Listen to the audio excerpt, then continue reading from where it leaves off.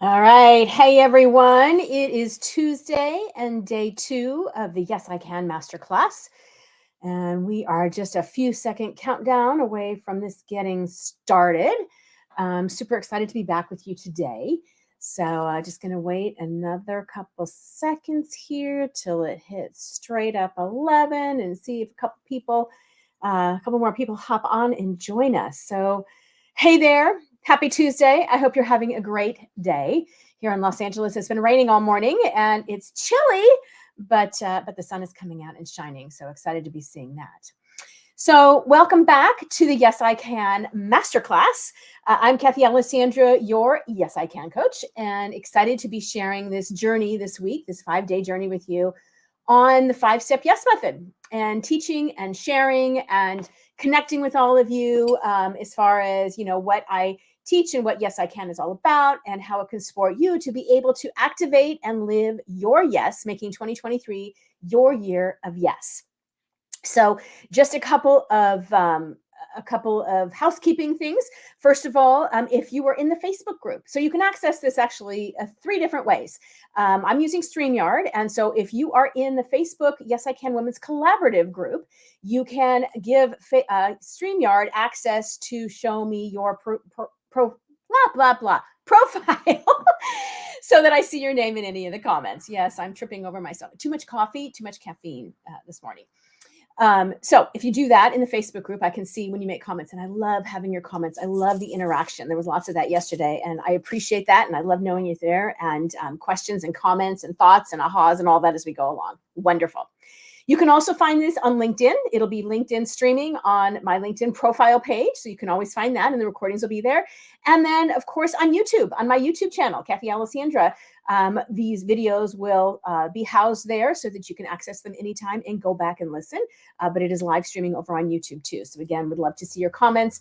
And if I don't see them here through StreamYard as we're going, I will definitely log on to those platforms afterwards and answer your questions as we go. Workbook. Everybody should have gotten the link in the email that just came about 15 minutes ago with the reminder for today's call. And it had the link again to the workbook. So if you had missed it in the previous emails, or it's there. So you will definitely want to download that and potentially print some of that out, because we are going to be talking about some of those things as we go along. Particularly as we get close to the end of the week, you're going to want some of those pages, the calendar pages for planning, when we get to the design it on day 4, which is Thursday. So you've got that access, so you should be good. If you missed yesterday's call, these classes are kind of building on each other. So yesterday was all about discovering it. Today is about owning it. Although I'm going to touch back just for a second on the discover piece. So you can access them there. There's also an email that goes out every day, right about 3 o'clock. I send it out with the recap for what we covered for that day, and then any questions that I posed, because there is homework, right? I can't do the work that only you can do. Does that make sense, right? When we are living our best life, when we are stepping into our yes, whether it is a business thing or whether it's something personally, there is work to be done, right? There is layers to uncover, and it's only the work that you can do. And so I encourage you to get those emails. If you go to kathyalessandra.com, up on the top on the navigation is the button that says Masterclass. So if you haven't signed up for that, when you do that, A, you get the workbook, and B, you get the recap email each day, which has the links to the videos, but it also has the questions that I've posed in the class, the things for you to ponder, the things for you to journal about, the things for you to think about, or maybe something to do in the workbook that's been included. So those are the housekeeping issues for today. So let's take a dive just for a minute back into that first step that we talked about yesterday, which is discovering your yes. And I want to take back into this because I had a couple of very interesting conversations with people after the call yesterday, including a long conversation last evening about this piece of discovering your yes and how do you actually do it. And when you look at this, Kathy, and these 11 things that are on this wheel, and I've got low scores and I've got high scores, and how am I supposed to read that? And does a low score mean that I really care? And do I really need to put that as one of the 3 things I need to be working on? And, blah, blah, blah, right? So here's what I want to say. I put in the email last night to this idea of completing the values exercise that comes past the second page after the wheel. And when you're looking at discovering what that yes is, and I'd love to see from those of you who are listening in the various places, if you figured out what that is, if you figured out just even the one thing that you want to make your year of yes about. I would love to hear it or love to see it in the chat over here. Because I think it's important to, when we do discover those things, when we set those ideas in motion, to verbalize it, to put it out there, to talk about it, to have accountability around it is super important, right? When we speak it, then we are bringing it to life. And when we just keep it all hidden and we don't talk about it, it doesn't bring so much to life. So anyway, I would love to encourage you to post over there. But let's, again, talk about this discover piece. And so you've got this wheel with all these things, and maybe you found some really low scores, maybe you found some high scores, and you're thinking, but that's not really what I want to be working on, because I think I want to be working on this. So let's take one step next, which is the values exercise, which some of you I know have completed in the past. If you saw the email came last night, you may have done it at my urging from that email. But when we look at our values and we're super clear about our values and what we stand for and what we represent and what we believe, it's easier to align that discover piece. That's what's most important for us, what we want to put our effort towards in this next year based on our values, right? So let me give you an example. My values are faith, family, freedom, making a difference. Faith, family, freedom, making a difference. Those are my values. They have been my values. I live by those values. I make decisions based on those values. They are my values. Good. I'm so glad you did the values exercise. And knowing those values, then you can make decisions about all areas of your life because you know what's most important to you, right? Values are certainly a very important piece of your life, right? So if faith is one of my core values that just lines me up and down, right? When I go to make a decision about what I'm going to say yes or no to, it has to be aligned along with my faith, with my beliefs, with where I'm going in growing that faith and growing that spiritual relationship, right? Family. When I'm going to make a decision about something I'm going to say yes or no to, right? My family is of utter importance to me. Now, my family is that nucleus, right? So I've got my kids and my parents. I have my boyfriend. I have friends. I have that, there's that sacred circle, there's that inner circle, and there's everything else, right? So when I'm saying family, I'm talking about that core nucleus of that, 6 people or so, right? Well, I guess we have 2 getting married. So there'll be fiancés, husbands. So there's those in those 2, right? But so when I'm making a decision about where I'm going to be spending my time, right? Or where I'm going to be making money or how I'm going to be living my life, I'm going to be aligning that with that value that is so important to me. So if my family is one of my top values, right? That means in my list of priorities that I am going to discover and make time so that I am spending time with my kids, that I am taking a trip with my children. One of the big things for me when I talk about the why is doing a trip annually with all of my kids and their significant others and my significant other, right? And that's an important piece of that bonding time for me. And that is going to be something that I'm going to set up then in my to-dos or my those 3 things I want to focus in on 2023, why I'm doing that. Because again, it's one of my top values. And so therefore it's a high priority for me. Freedom, freedom is everything from being an entrepreneur and being able to travel and work from anywhere, which, as you know, I do. It's freedom in being able to make the money that I want to make. It's freedom in my time. It's freedom in how I live my life, right? And so again, as I'm looking at deciding what's most important, is I'm discovering and pulling back those layers and looking and seeing what I want to do. I want to make a difference, right? So for me, on that wheel is philanthropy or volunteerism and that kind of thing, because to me, that is important to be able to give back to my community, to have part of that. I want to make a difference. And whether it's making a difference here, whether it's making a difference at my church community, whether it's making a difference in my friend network, right? It's all of that. So that is something that I look very closely at. And I would encourage you, if you haven't done the values exercise yet, but some of you have, obviously, to look at that. And that is going to help you discover kind of what is most important to you, right? Your values are going to be different than mine.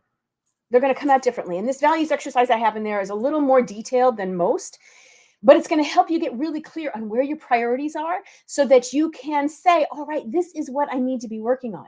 Now, part 2 of this are the non-negotiables. I've had a lot of conversation about non-negotiables recently. It's kind of funny.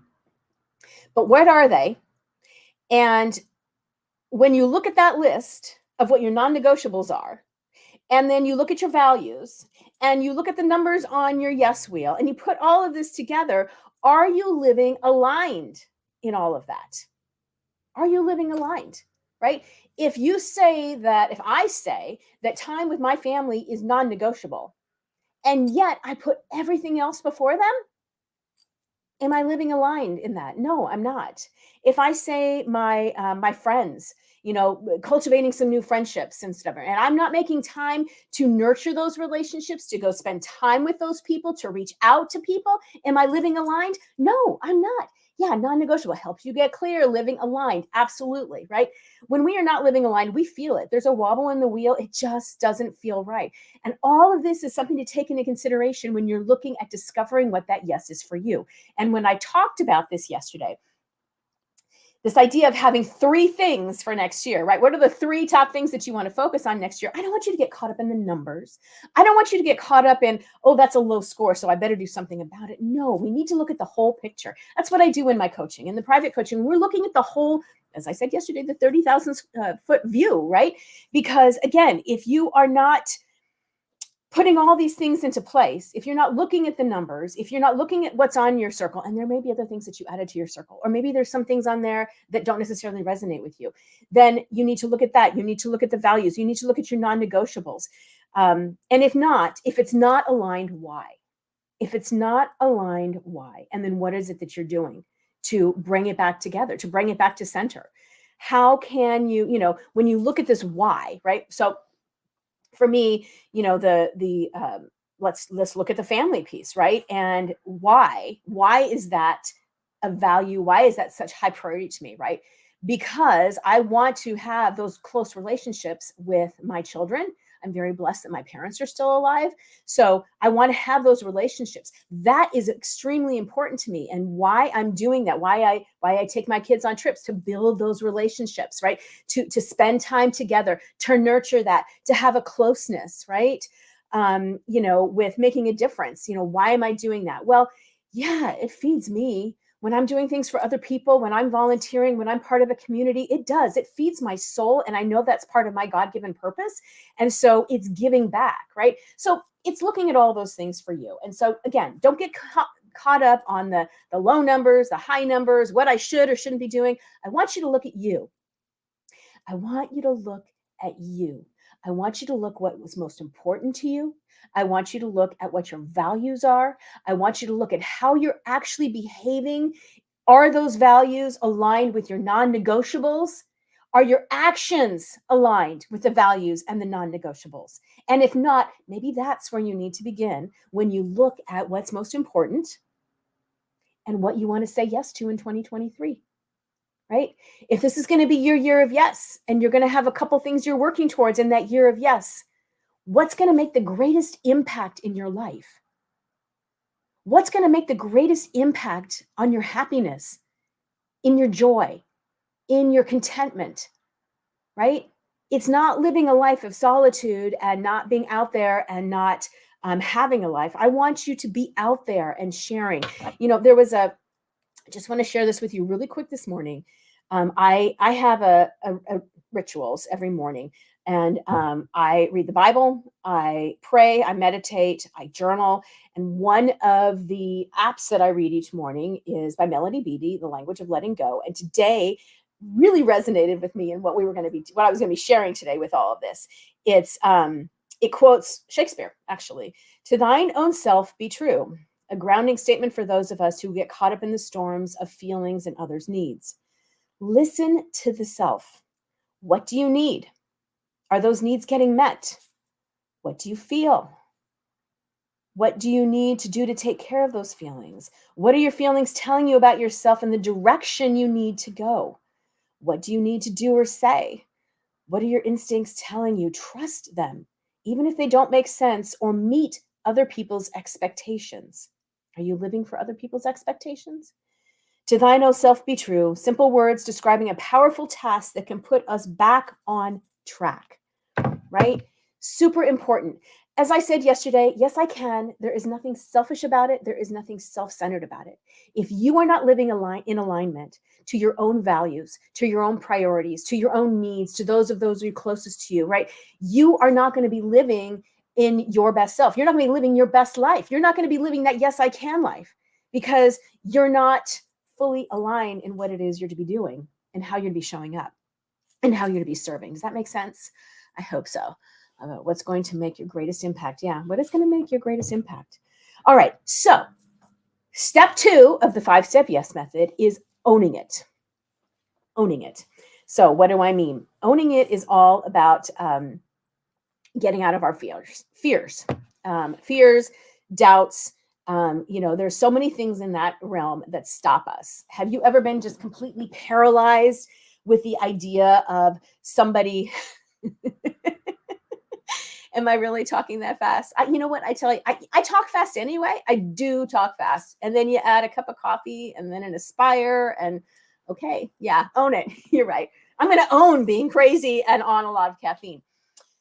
But I'm passionate about it. That's the bottom line, really. I mean, I could drink all the caffeine in the world, but the thing is I am so passionate about you living your yes, I can, about you discovering what it is that floats your boat, that lights you up, that is aligned with your values and living your best life. That is what lights me up. I want to see you doing that because I know what it does it to me. I know how it changes my life when I'm living in alignment like that. Now, owning it, right? We have so many fears. We have so many doubts. We question ourselves at every turn. And I think women are way worse at this than men. Although I do know men also have it as a challenge. They just don't speak about it as much as the women do. That's my humble opinion, but that's what I would say. I'm sure I'll be challenged on that, no doubt. So is fear paralyzing you? Is it got you stuck? What are some of the obstacles and the barriers that seem to be in your way? And you can't seem to move around it, but actually you can. Fuel is your passion. Yes, it is. Yes, it is. It is for everybody, right? Fuel, yes, passion is a fuel for everything that we do. Now, speaking of fuel, let's talk about how we can use that passionate fuel to switch our fear into action, right? If we don't, instead of fueling our fear, we'd use that fear and turn it into fuel. Does that make sense? So instead of being afraid and paralyzed and stuck in everything that we're doing, it's actually learning how to get out of our own way. It's learning how to move through the fear and the anxiety and the doubt. How can we become fearless? How can we become fearless? Faith is a big piece in that for me, right? Faith and fear cannot coexist. If you have a strong faith and a higher power, and for me, that is God, I have a strong faith. And therefore, when I get in that place of fear, I know that I've got to switch it and I need to put it into faith. I need to put faith in action for me, right? What is it for you? How can you switch that fearfulness into a fearlessness so that you're willing to take a risk, to post something that maybe is speaking to you, to talk to somebody, to reach out, to have a conversation? How can you do that? So when you're looking at this, what are your greatest fears? There's that saying, fear is false evidence appearing real, right? We all have had that experience, right? Where when you really look at it, really, what is there to fear? Is there really something to fear? Or am I making it up in my head? How many of you have made it up in your head? I make it up in my head all the time. But like I said, I got to go back to faith. When I get in that place of fear, I got to go back to faith. So what is feeding your fears? Who is feeding your fears? Are you feeding your fears? Is the other person who's saying something to you on social media feeding your fears? Is it that family member who said to you that you can't hold an intelligent conversation without the college degree? Are they the one who are feeding your fears, that you're not enough, that you're not worthy, right? It's all this fear. Is it fear of success? Are you afraid of being so successful that people are no longer connected to you, or they're afraid of you, or they're distanced or whatever? Or is it fear of failure? Is it fear of failure? Now, here's the thing. There is no, in my opinion, failure per se, if we're willing to take the lesson in the failure that we experience, right? I have failed greatly. I have failed greatly in so many areas in my life, right? But I've taken that lesson. I failed greatly in my marriage, but I've taken that lesson and moved into a relationship, or any relationships I moved into, right? To be able to have a better relationship. I failed greatly at my very first women's conference. Even though I had done all kinds of events in my magazines for my kids, I failed greatly at that financially in that event. Where have you failed? And are you willing to take that lesson? You darn well bet I took that lesson, right? There's a reason that we have these experiences that don't necessarily go our way, right? So that we can take the lesson and move forward and be better the next time. Does that make sense? I hope it does. So again, is it a fear of comparison? Are you afraid of not being good enough, pretty enough, thin enough, smart enough, wise enough, right? Are you not enough, period? And many of us can get in that place, right? We start comparing ourselves with others on social media, or, again, the person walking down the street, or that that person who is your competition on social media that you're watching, and you see it and it's like, oh my gosh, right? And we get in that place of fear or even limiting beliefs. Yes, once you know better, you do better. Absolutely. And you know what? Once you know better, here's the thing too. Sometimes you will still have that trigger. Sometimes you will still fall down that step until that pothole, right? But the more that you've experienced it, and the more that you've learned to switch things, the faster you can do it as you continue moving forward. Does that make sense? So, we're still going to have those little hiccups as we go along, right? And especially things that have been bred into us for a long period of time. But if we can take that lesson with us as we move forward, right? And then continue to, okay, I've gotten caught in that. I need to come back out. I need to keep going. I need to switch that thinking, whatever that is, for you. I was on a call this morning with my my board of directors, and one of the women was talking about, taking some time to stop, to pause, to tweak, to fail boldly. I loved that. She said she was willing to fail boldly, right? Because if we're not willing to take a risk, right? And I am probably more risk tolerant than many. But if we're not willing to take that risk, we'll never fail. We'll never learn the lesson. So are we willing to fail boldly and let people see that and talk about it, share about it, learn from others' mistakes, right? So what is it for you? What is that fear that's holding you back? What has got you stopped? Are they limiting beliefs that are holding you back? Oh, fail boldly. Yeah, love that. Exactly. Internal bullying of self, how to stop the negative talk. Oh my gosh, we are the worst. Like, tell me, truly, we would never say the things that we say to ourselves. We would never say those to anybody else, right? When you stand in the mirror and you look at yourself and you say those horrible things to yourself that you would never say to a girlfriend or a guy friend or family member or whatever, you just wouldn't. You just wouldn't. So, are there limiting beliefs that are holding you back, right? Limiting beliefs are they can be just so detrimental to us, right? That again, that we're not enough, that we can't do this, that we're not good enough, smart enough, and that stops us in our tracks, right? I shared the story yesterday about how the family member said to me, and I referenced it. This idea that this person said to me, how will you ever hold an intelligent conversation without a college degree? And that limiting belief, I allowed that limiting belief. I absorbed that limiting belief for quite a while, right? And so, therefore, I was not willing to step up in the bigger, bolder way that I knew I should have, because I was afraid of that fearful thing of being judged, of being seen not smart enough, of really not having my shit together, or whatever it may be, right? And that couldn't have been farther from the truth. At that point, I had a six-figure business with a magazine that I've been running, loved doing. I had a great, things were going wonderfully, but I was playing small because of somebody else's expectations that they had put on me, right? On what that meant. So, how can you become aware of your thoughts and your actions? And are they feeding your fear?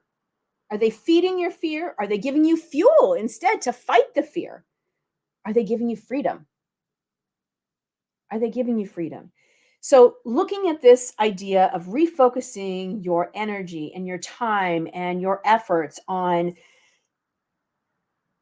flipping the switch, really making some of these changes in a substantial way, so that you are not looking at the all the negative. You're not thinking about all the fearful things that could happen. Maybe you're trying to stay in faith no matter what it is that you are facing, and becoming vulnerable in all of this, right? We talked yesterday about getting comfortable, being uncomfortable, right? This is one of those things we're talking about. Fear is, well, as I said, it can be paralyzing. It can get us saying no when we really need to say yes, when we really need to lean into it, when we have to fully embody it and embrace it and know this is the path I need to be going. You know, there's also this idea that, are you again living to somebody else's expectations? So is there no becoming a no for you? because they are saying, does that make sense? So if somebody's saying, I really don't think you should do that, or I really don't think you can do that, or I really don't think the market could bear that, or whatever it is their no making you a no, even though you know it's a yes? So when you're looking at all this, when you're thinking about all this, and you've got the things that you discovered yesterday, and you've got these things that you're working on and wanting to say yes for 2023, I want you to look inside and get quiet. Really get quiet.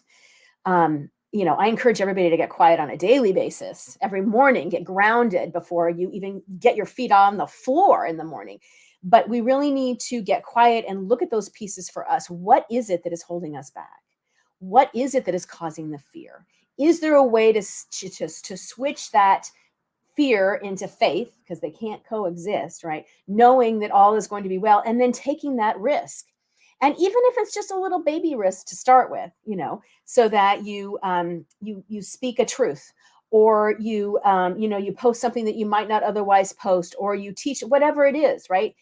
Getting out of your own way. Getting out of your own way. We are our biggest obstacle.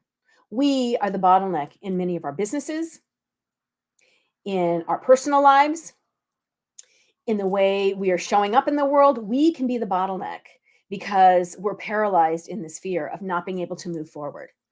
And when we get quiet and we listen within, we really listen within our soul, we let go of the outside noise and the distractions and the doubts and all the other stuff, and we just sit and we be. We really just be. Then we can hear our soul speak. Then we can hear maybe the direction we need to be heading in.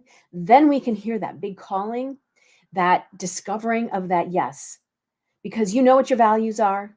You know what your non-negotiables are. You know what those scary things are, those monsters under the bed in the dark that are scaring you, right? And you can fight them all head on. Because you know you're a yes, I can woman. Because you know you're meant for greater things.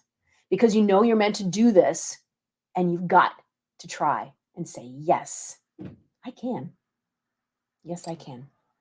All right. So for homework for tonight, I'm going to send these questions too for you, but here are the questions that I want you to consider, okay? To really bring up this, what is it that's got you stuck right now? What's got you paralyzed in fear and holding you back? What is your greatest fear right now in this moment today? What is it? What is your greatest fear? Is it money? Is it relationships? Is it the election? What is it? What is your greatest fear in this moment right now, today? Right now. And what's the worst that can happen? What's the worst that can happen?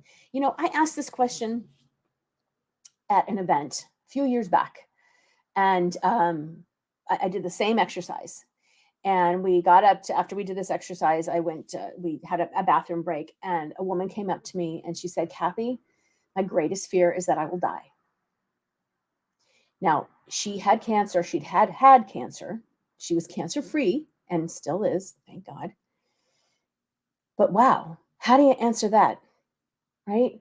When you think about what's really the worst that can happen, when you think about facing some of these fears and what it is that you're trying to do in your business or your life or how you're trying to show up, what is the worst that can happen?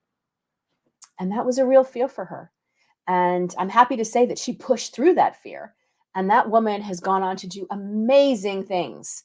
She's living her best life. Believe me, it's all over social media. She is living her best life and doing her things and cancer-free and saying, yes, I can. That's what I want for you, right? So again, what's the worst that can happen? But here's the flip side of that and what she's experiencing. What's the best that can happen? What's the best? If you say yes to a new relationship, what's the best that can happen? If you say yes to launching a new product or a new business, what's the best that can happen? If you say yes to just going to a networking event, what's the best that can happen? Wow, you can meet some amazing people. You can make some amazing connections. Who knows who's on the other side of that door because you've said yes, right? So what's the best that can happen? And when you think about those things, I want you to journal what the 3 biggest obstacles that you need to overcome right now. Is it your mindset? Is it finances?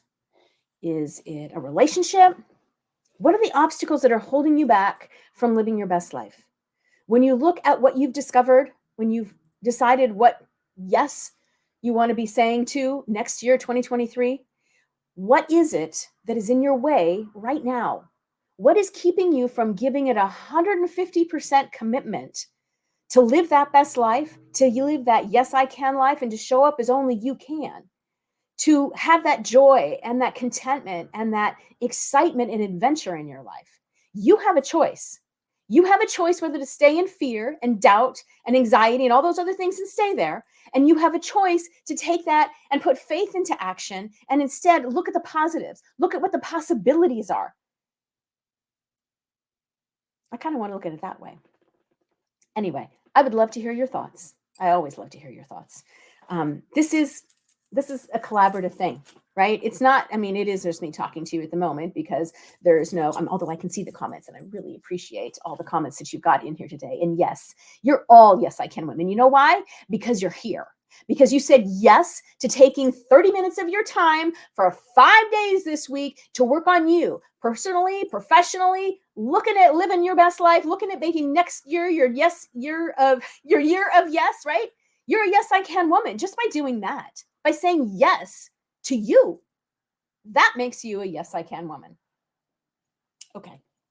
I won't have any more caffeine today, I promise. But like I said, it's really all about my passion in this and wanting you to have the best life that you can possibly have and finding the ways to get around the obstacles and the fears and the anxieties and everything else that you want to do. Tomorrow, day 3, we are going to be talking about loving your yes, loving it. So what do I mean by that? You know what? I have heard every excuse in the book why somebody hasn't had to be able to move forward or do something or yeah. So we are going to talk about how to get through all of that and love your yes so much that nothing is going to get in your way. We're going to talk about commitments. We're going to talk about boundaries. We're going to talk about all those various things. You know, there's a great quote here: where there is confidence, there is decisive action and forward movement. Where there is confidence, there is decisive action and forward movement. It's time to love your yes confidently. It's time to make that decisive action to be able to move forward because we're rolling into 2023. We're getting closer by the minute, right? And I want you to have it that year of yes. So tomorrow, that's what we're going to be working on. Not letting any excuses hold you back either. So we'll be back here tomorrow. All 3 channels: YouTube, LinkedIn, Facebook group, the Yes, I Can Collaborative, 11 a.m. Pacific time, 1 p.m. Central time, 2 p.m. Eastern time. I'd love to hear from you. I'll be checking all the comments and the questions in the chat, or send me a personal message if you'd like to. Hit reply. The recap will come out at 3 o'clock today Pacific time. I will have these questions in there again for you in case you didn't grab them. Thank you so much. Excited to be sharing this time with you, and I hope you have a wonderful Yes, I Can afternoon. All right, we'll see you tomorrow. Thanks for joining me. Bye-bye.